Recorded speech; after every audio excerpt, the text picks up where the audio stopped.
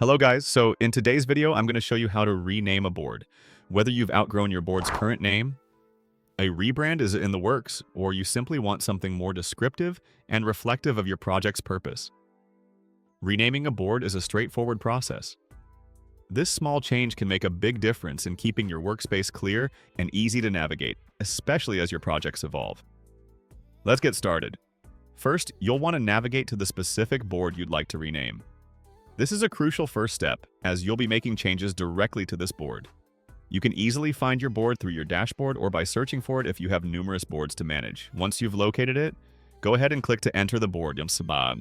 You'll see all your tasks, projects, and details laid out just as you're used to, which helps confirm you're in the right place before making any updates. It's essential to ensure that this is indeed the board you want to rename, as making changes is several clicks away from being undone.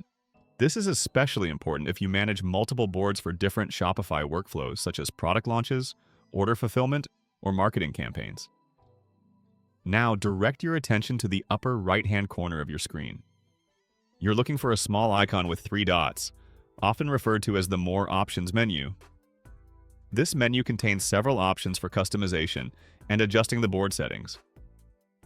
Go ahead and click on this icon to reveal a drop-down menu where many of the board-level controls are stored.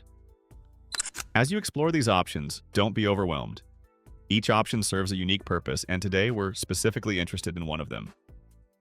Knowing where these settings live can save you time in the future as you continue customizing your workflow.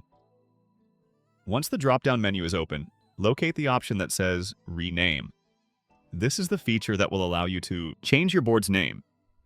Selecting it will prompt a pop-up or a text field where the current name of your board is displayed, making it easy to update without affecting any of the tasks inside the board. Here is where the magic happens. Click into this field and you'll be able to start typing. If you know your new board name already, simply type it in. Remember to be descriptive but concise. A good board name is one that encapsulates its purpose, making it instantly recognizable to you and your team, especially when scanning through multiple boards at a glance. After typing in the new name, take a moment to double-check your spelling and formatting. This might seem like an unnecessary step, but it's always a good idea to ensure that your changes reflect the professional tone you want to convey, particularly if you're collaborating with team members or external partners. Once everything looks good, you can either hit the Enter key or click outside of the text field to finalize your changes. And that's it.